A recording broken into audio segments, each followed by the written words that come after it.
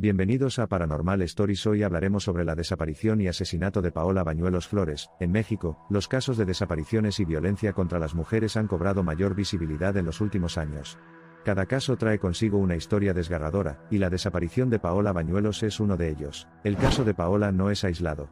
Forma parte de una ola de desapariciones que pone de manifiesto la falta de justicia, y el miedo en el que viven muchas familias mexicanas. Paola Bañuelos, una joven de 23 años, desapareció en 7 de julio de 2024. Amada por su familia y amigos, era descrita como una joven llena de vida y sueños. Paola siempre fue una persona alegre, tenía muchos planes para el futuro. No entendemos cómo esto pudo pasarle. Dice su familia. La joven de 23 años salió de su casa en la colonia Independencia de Mexicali, Baja California. Se dirigía hacia el restaurante Pez Gallo, ubicado en la colonia Burócratas. Cenaría con algunas amigas y con su prima Dariana. Luego de un rato de risas y buena comida, las chicas se trasladaron al club nocturno La Consentida, en Boulevard Benito Juárez, a kilómetros de distancia del restaurante, y a poco más de 3 kilómetros de la casa de Paola. Allí estuvieron compartiendo mínimo hasta las 2 de la madrugada. Cansadas, decidieron marcharse. Prima de Paola, Dariana, llamó a su padre para que la fuera a buscar al recinto. Fue entonces cuando la última fotografía dejaría el registro de su existencia. El tío de Paola se ofreció a llevarla, ella se negó, ya que su destino quedaba hacia el contrario, y no quería que se desviaran. Su prima Dariana como su tío le insistieron en que no había problema, pero la joven estaba decidida a irse por su propia cuenta.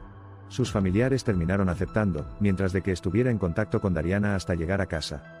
A lo que Paola solicitó un transporte por medio de una aplicación llamada Didi. Tipo las 2:15 de la madrugada, testigos la vieron saliendo del club y abordando a un automóvil marca Nissan, de color negro. Una vez salieron, Paola le dio aviso a su prima que ya estaba camino a su hogar. Luego de unos cuantos minutos, mientras Dariana estaba preguntando el trayecto, la joven dejó de contestar los mensajes. Dariana comenzó a preocuparse, ya que imposible que no respondiera. Preocupada, la llamó hasta el cansancio, pero no había caso. Paola no respondía. En su desesperación, Dariana se comunicó con sus tíos padres de Paola para preguntarles si sabían algo acerca del paradero de ella. Pero no parecía estar en ningún lado. Los minutos pasaron y la familia de la joven se desesperaba cada vez más. Según los mensajes, había tomado el Didi alrededor de las 2:15, imposible que fueran casi las 3 y no hubiese llegado. En su preocupación, Dariana fue junto a su padre a la casa de sus tíos, Juan Carlos Bañuelos y Mireya Flores, donde estaban junto a sus otros 2 hijos. Una vez que estaban todos reunidos, se dirigieron a la comisaría para poner una denuncia. Todos contaron a la policía que Paola había dejado de responder mensajes y llamadas luego de abordar un automóvil de la aplicación Didi. Para la policía, este no era el primer caso que las autoridades oían y redactaban respecto a una chica desaparecida. Luego de tomar un taxi por una aplicación, con miedo de que la joven fuera víctima de un ataque, se pusieron manos a la obra lo antes posible. Su desaparición se convirtió en una sensación local. La comunidad se unió para buscarla, y las peticiones de información de su familia se transmitieron por toda la ciudad. Pero a pesar de sus oraciones desesperadas, no hubo respuestas. Sin señales, sin palabras, sin pistas sobre lo que le había pasado a Paola. Inmediatamente, se emitió una alerta de búsqueda para difundir su fotografía en redes sociales. En la misma, se informa que había salido de su domicilio con amigos y familiares desde la colonia Independencia, y que fue vista por última vez a las afueras de un local de conveniencia en el Boulevard Benito Juárez. También se describe que al momento de su desaparición, Paola vestía una camiseta de color blanco con rayas negras horizontales, y una falda short en color azul claro. Se dio aviso a Fiscalía General de Justicia del Estado de Baja California. Su madre Mireya habló con los medios. Dijo: si la tienen, quien la tenga, por favor que se apiade de mi hija, de mí, estoy desesperada. Si tienen miedo o algo, hay denuncias anónimas. Por favor, hija, si me estás viendo, apiádate de tu madre, de tus hermanos, nosotros te amamos, yo estoy segura de que alguien te tiene por ahí, y vas a volver conmigo a casa. La policía comenzó a patrullar varias zonas, hizo hasta lo imposible por dar con el paradero de la joven. Juan Bañuelos, uno de los hermanos de Paola, buscó la ubicación del celular iPhone de su hermana, y así pudieron dar con su ubicación. Dirigiéndose hacia el lugar señalado, se llevaron una sorpresa, para nada grata. El teléfono estaba con la pantalla rota, y en manos de una persona en situación de calle. Este hombre aseguró que lo había levantado cuando un coche negro que pasaba lo tiró por la ventana. Todo esto había sucedido a solo unas calles de distancia desde donde la joven abordó el coche. Para ese entonces, estaba claro que a Paola algo le había sucedido mientras viajaba en el Didi. Una vez que la policía tuvo el celular en sus manos, revisaron el historial de viajes. Así se dieron cuenta de que la dirección que tomó el auto, que recogió a Paola, no tenía nada que ver con el camino a su casa. También se dieron cuenta quién era el conductor que aceptó el viaje.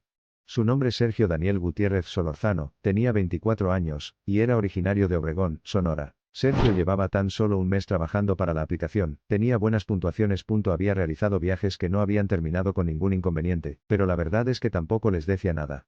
En los siguientes minutos, los familiares de Paola llevaron a los medios la imagen del conductor para poder dar con él, hasta que no apareciera. Sería sospechoso de la desaparición.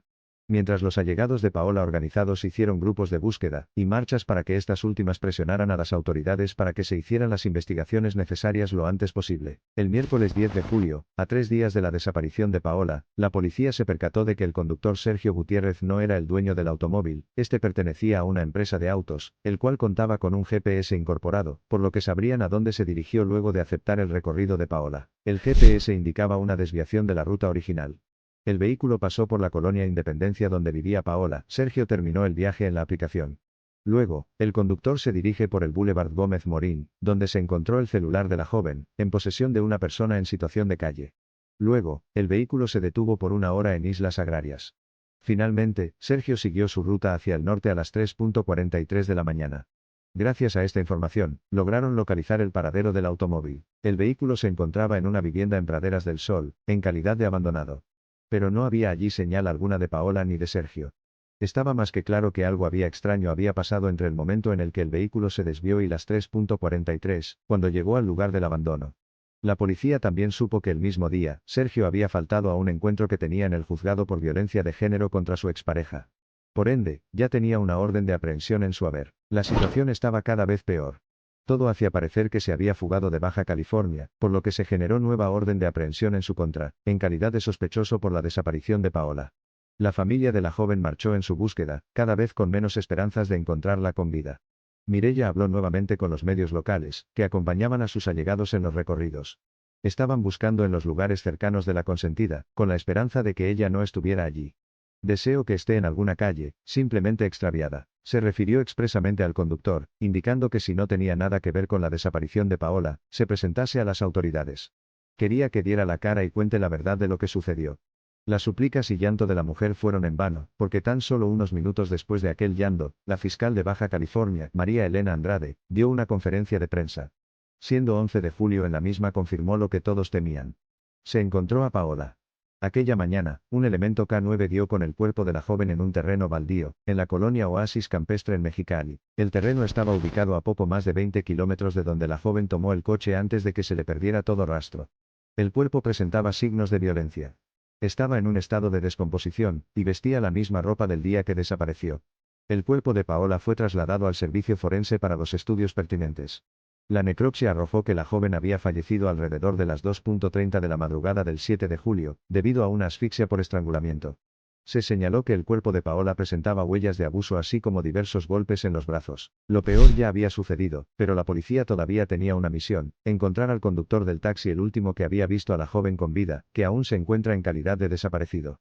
Durante la misma conferencia de prensa, en la que se comunicó el hallazgo del cuerpo, la fiscal